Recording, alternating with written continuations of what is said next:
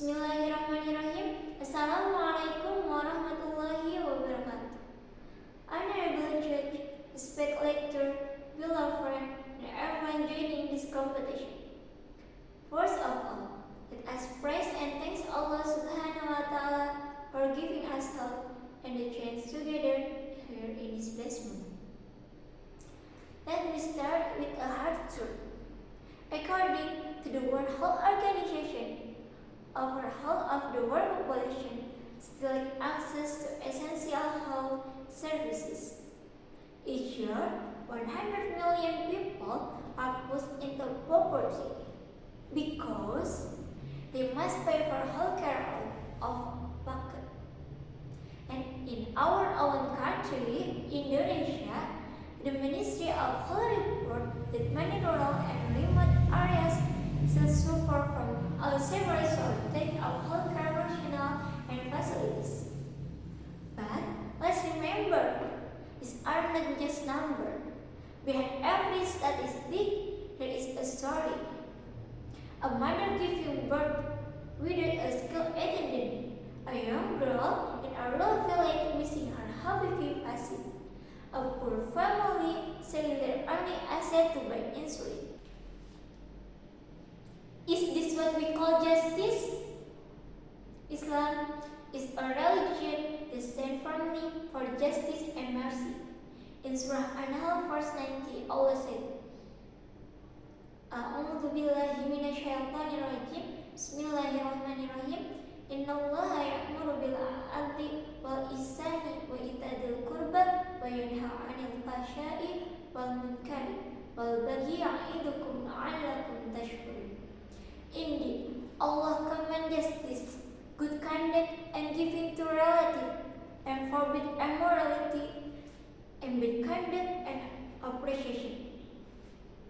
Health equity, therefore, isn't just a health issue, it is a justice issue. What is health equity?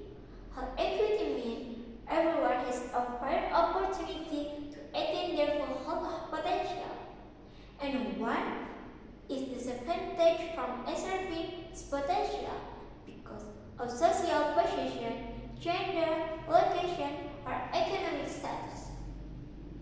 But let me ask, is health truly equal between men and women today?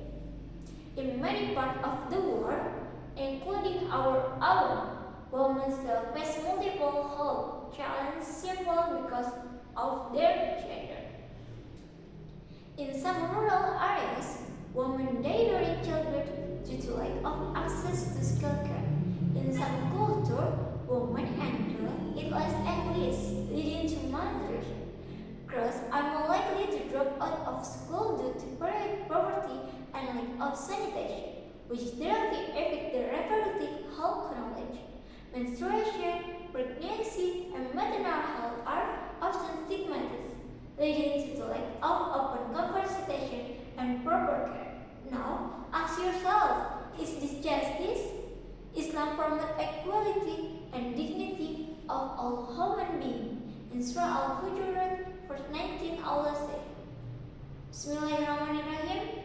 A humanity is which we create you from a male and female and made you into people and tribes so that you may get to know one another. Certainly, the most noble of you in the sight of Allah is the most righteous among you. Allah is truly all-knowing, all-aware. This first reminds us that no one is superior because of gender, race, or wealth. All human beings, men and women, alike deserve equal care, dignity, and opportunity, especially when it comes to their health and well-being. The Prophet Muhammad SAW said, there should be neither harming nor reciprocating harm. Ibnu Majah. So, when a girl is denied access to menstrual health, that is a harm, but a pregnant mother dies due to lack of access to care. That is an injustice. And Islam stands firmly against all forms injustice. So, how do we transform this Islamic principle into real change? First, raise awareness. We must begin by speaking out because many people are still unaware that health inequality continues to exist, even in big cities, even among us. We have to raise our voice for those who are unseen and unheard, for the mother we give birth alone, the girl who grew up without reproductive health education, and the elderly woman who has no one to care for her. We must break the stigma that still surrounds women's health and talk openly about menstruation, pregnancy, and reproductive rights, because silence can be deadly. Second, support just policies. Islam teaches us to advocate for the truth, even to those in power. Therefore, we must urge policymakers to increase funding for maternal and child health programs, to provide comprehensive sexual and reproductive health education for both boys and girls, to ensure that health services gender sensitive and accessible in rural and remote areas, and to support universal health coverage so that no one, man or woman, has to choose between food and medicine. And last, take action. Islam is not a religion of empty word. The Prophet ﷺ said, the best of people are those who are most beneficial to others. You don't have to be a doctor to help. We can all contribute in our own ways by volunteering for mobile clinic, donating to maternal health program, educating young girls about hygiene and health, or advocating in our campus, village, and mosque. Every small action we take can make a big difference. Together, we can become agents of change. Let me take you back to the time of our beloved Prophet Muhammad SAW. In a time when women were buried alive, Islam came and raised them up. Waraqah, a noble female companion, was not only known for her piety, but also took part in caring for the sick and wounded during battles.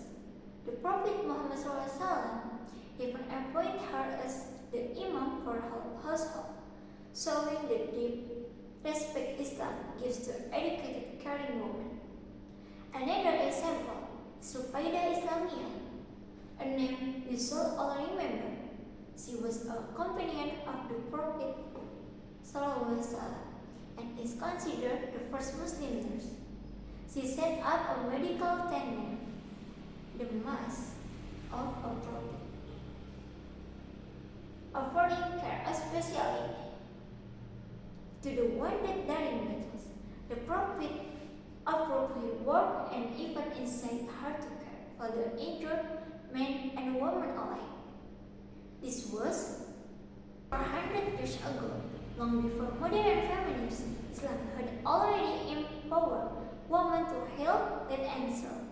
Islam's history of compassionate hope.